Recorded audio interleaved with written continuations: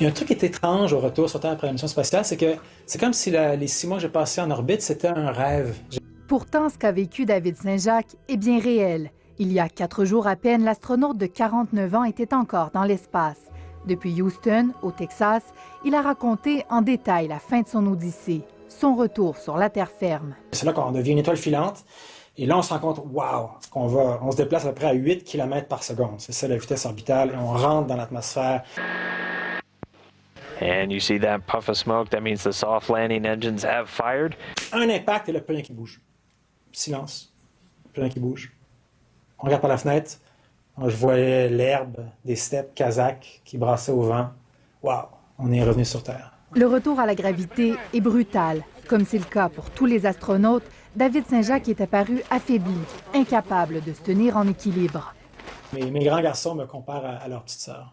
Il aura besoin de plusieurs semaines, même 2 mois, pour être complètement rétabli de son séjour en orbite. Mais déjà, les nausées sont chose du passé et David Saint-Jacques se porte bien.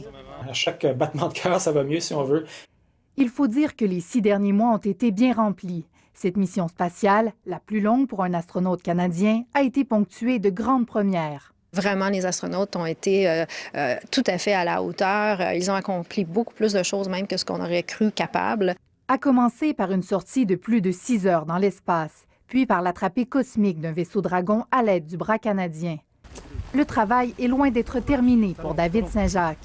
Il terminera les expériences scientifiques amorcées en orbite et devra subir plusieurs examens médicaux, en plus d'être soumis à un régime alimentaire unique. Mon régime alimentaire est très strict et c'est 100% la nourriture préparée par moi et mon épouse.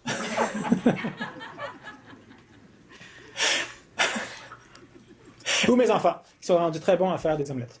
S'il apprécie ce retour avec les siens, la camaraderie à bord de la Station spatiale internationale et ce sentiment de faire œuvre utile lui manqueront, presque autant que le paysage. La vue de la planète qui est vraiment époustouflante, c'est ça, à chaque fois, je me ferme les yeux encore, puis j'imagine cette vue-là de la coupole, puis ça m'émeut. Ici Kim Vermette, Radio-Canada, Montréal.